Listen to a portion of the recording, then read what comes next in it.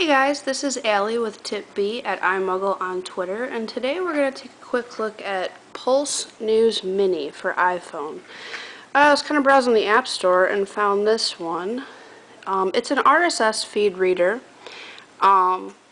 Basically, I've always used Reader for iPhone, and I think this might be replacing Reader as my favorite RSS feed, mostly because it's very visual. I've never had an RSS client that actually showed you previews like this. Quick overview. Whatever feeds you add are going to show up in your main timeline, and you can scroll two ways. You scroll down to see all of your different feeds. You can see I've got TIPB, Consumerist, TechCrunch, All Things Digital, and then obviously Crackberry, Android Central, Prey Central. And then if I want to see maybe what we have posted on TIPB, I can flick sideways and go through those. Oh, I seem to be at the end. Now you have a refresh button up here, so you can tap that, and that'll refresh your feeds.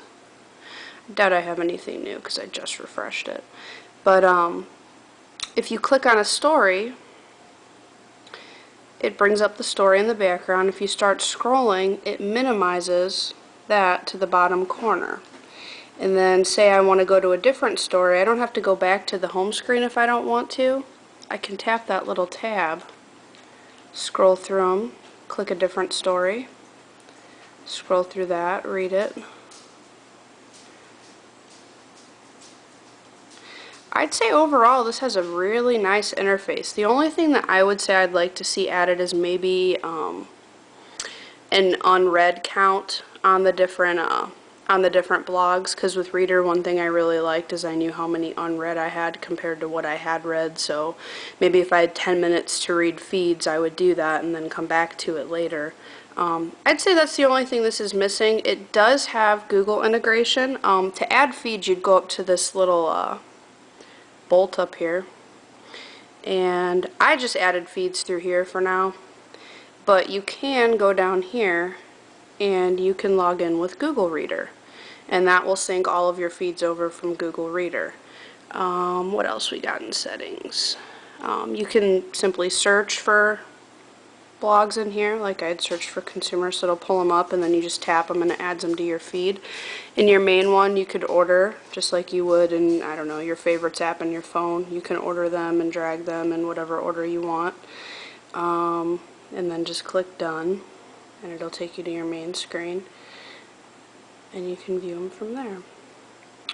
Let's go back into settings for a minute. They also have a featured tab on here, and they'll have different categories, and you can browse through feeds, finance, gaming, gossip. I think they're probably aggregating a lot of the popular ones that maybe people read typically. But yeah, I would say it's overall a really decent client. Right now it's $2.99 in the App Store.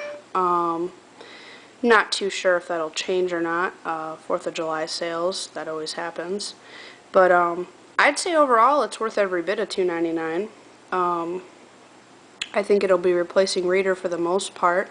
I might switch back and forth for, just simple unread counts, but for the most part, I'd say it's a decent app. If you've picked it up, or if you're thinking about picking it up, let us know your thoughts in the comments.